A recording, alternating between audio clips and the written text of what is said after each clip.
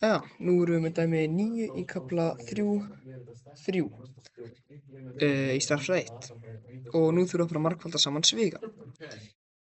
Byrjum bara á því að taka hérna 2a sinnum 5, það verður 10a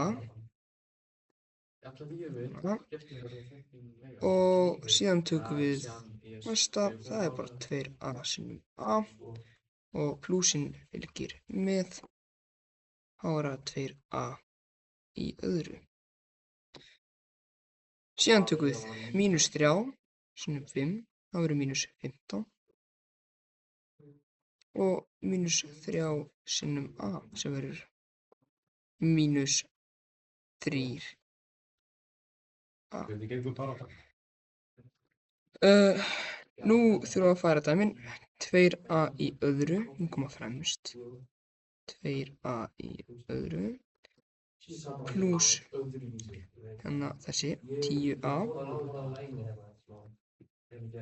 mínus 3a, að því við röðum alltaf eftir stafrófinu og veldum, mínus 15. Þá verður svarið 2a í öðru plús 7a mínus 15.